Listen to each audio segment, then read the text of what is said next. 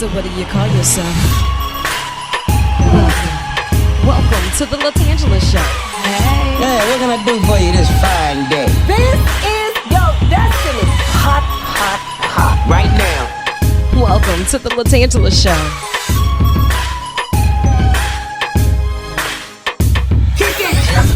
Come on in and enjoy yourself. Right now.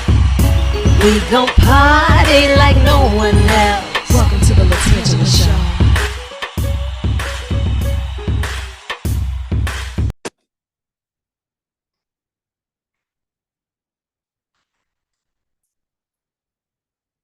Good morning. Good morning.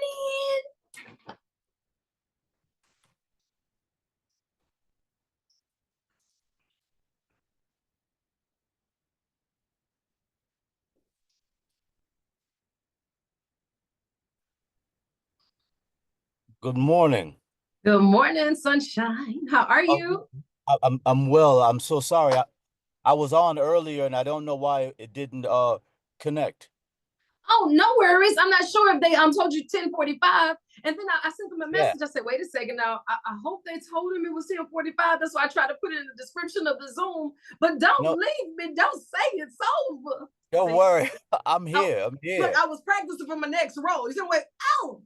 I got a little more practicing to do, but I'm on the right track. You're all right. You're all right. It starts with words. It starts with words. Everything else comes. Okay, good. So let me talk myself into a good situation and just figure it out once we get there. You know, that's what I do.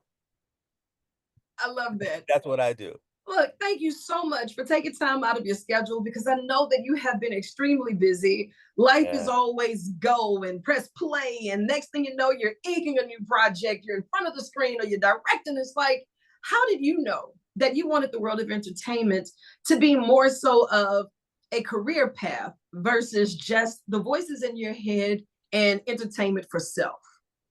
Well, I think I don't think I ever looked at myself as an entertainer. When I was 16, I just knew that I wanted to make a life as an artist. And it's funny, my brother always thought I would be a writer, but I never saw how that could work. But I did see how being an actor could work for what I saw in my head that I wanted to give. Yeah. And so that's when that started. And so it's just been an evolution. Like you dream, I'm a big dreamer, and you dream, and the universe will test you and give you and test you Yeah. and give you, and there's that kind of dance I think that happens throughout the career. But it had to be when I was a kid. My mom was a singer, and so I started singing with her back in Houston when I was like 5, Yeah. and auditioned for the National All Boys Choir when I was 11. I got in, but I wasn't 12 yet. So I vowed to never sing again, and my mom was so upset. Oh, wait a minute. They broke your Yeah, heart. Like it that's too did. dated back to who hurt you. Well, we can narrow it down. Oh, yeah, but I found acting first because that's where the girls were. Um Okay. uh when I was like 12, I was like, okay, yeah, I like this. That's what but then I really started taking it seriously when I was 14, and I started and I've been working as an actor since I was 16 in the theater for 43 years. That is amazing. With over 100 professional theaters, titles and productions under your belt, and you're still going strong. And now it's like we have to dare to ask what's next. Dear FX, they got this together. The Bear. I have questions that need answers. It's you a lot of people have questions a lot of people want answers. Uh, uh, uh, I'm sorry about the noise. I'm actually location scouting for a piece that I wrote that I'm going to be shooting in Tucson, Arizona. That's why I'm sitting in a car right now. So Nice. yeah, so on hiatus. I'm preparing to shoot the first film that I've written for the theater but I've never directed a movie, and so I'm self producing it, a short version of it. We'll do the long version after season 4 of The Bear. That's a little that's a little bit for you. I love Uh that. You know what? Congratulations in advance, because this is something that has been waiting to be birthed. You understand the process better than anybody else can ever explain it to you, because you live it, you see it, you visualize it different. And now, while you're sitting there and you know that you're scouting for different scenes and you're seeing everything play out in front of you, even as the thought, like how different is that for you, even in this moment, though? uh well, my writing, I describe it as an extension of the worlds that I create as an actor. So I create worlds for my character. Ibrahim has a whole world. And so when I sit down to write a piece, I'm just taking that that kind of staple, if you will, Mhm. that a starting point, and I'm just imagining the world much larger than how it relates to my character. I'm imagining how how a character relates to a certain world. I like that. That's deep. You know, you have to be a visionary to see that and then to bring it to life and then to be able to portray that so others don't lose it in its translation at the purest form.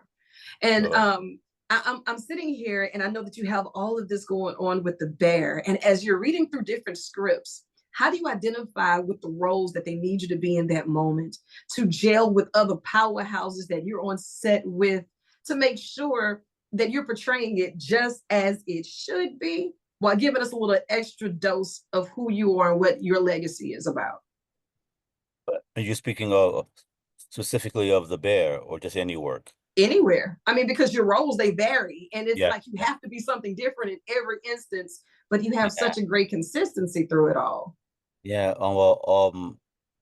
Like I didn't go to drama school, so I've never had. I didn't study theater in college. Um,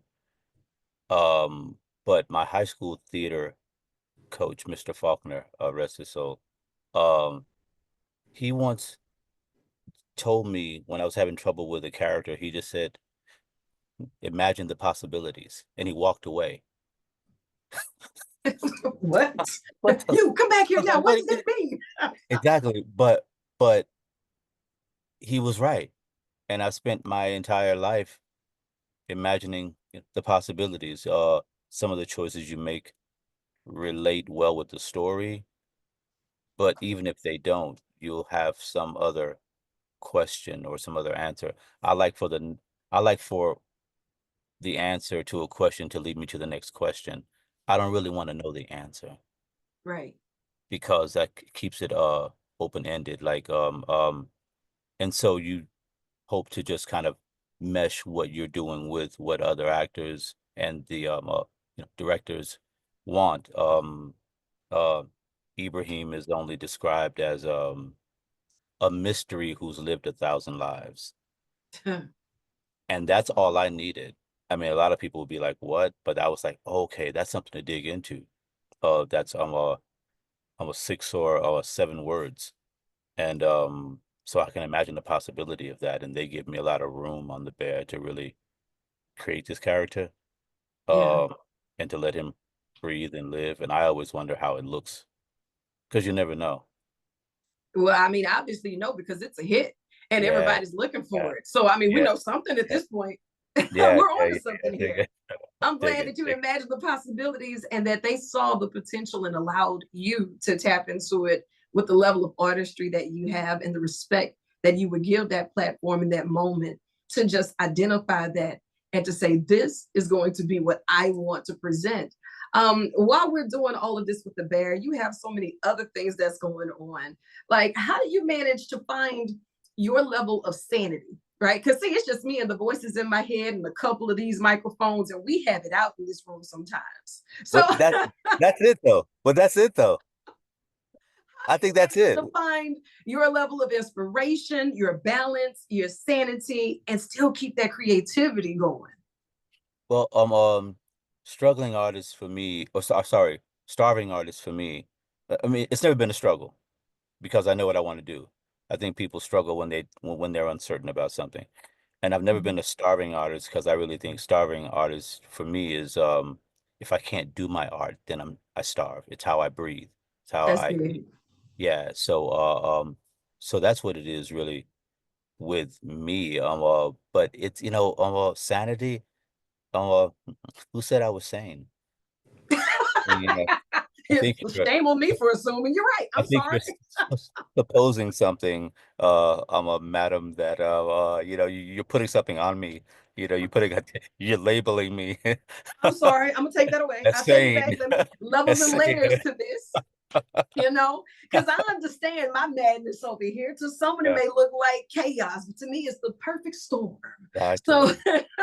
Exactly.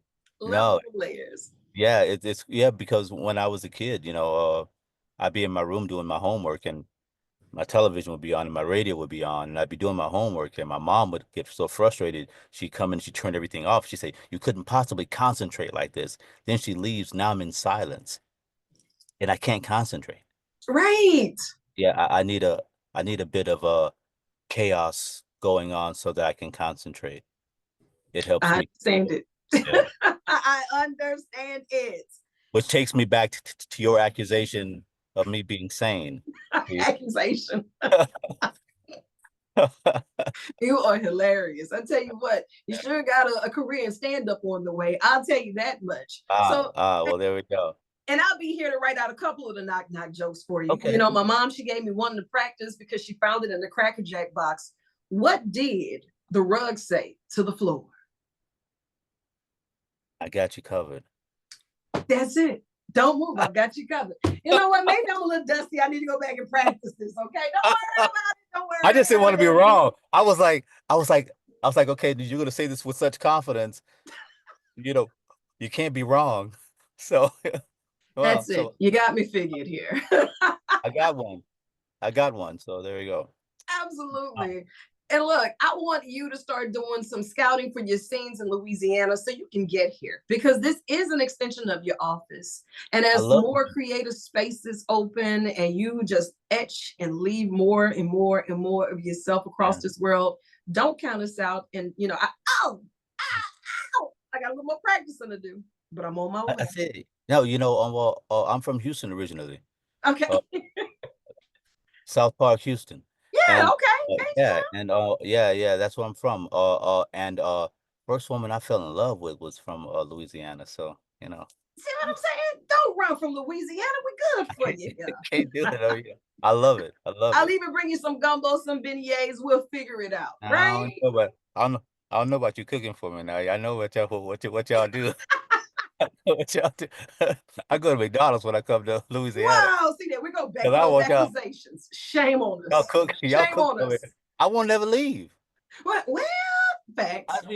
I'll be following whoever the woman was that cooked for me. I'll be following her around. I wouldn't even know what Who had that cornbread? Who made you it? know. It wasn't Jiffy. It was the real stuff. I got to go back to work. I can't be doing all this. I know it. See, that's Yes, why we no, can't take him nowhere, I but know. we'll I take mean, you everywhere. And of course, we're finding you for the next season of The Bear. FX definitely got it right. And all they have to do is Google him because he's Googleable. I know you yeah. have more work to do, so I'm gonna let you chase the sun or let the sun chase you. But either way, Oh, get sweetheart, thank you. after it. I Thank you love so you, much. and there's absolutely nothing you can do about it. I'll right back at you. Right back at you.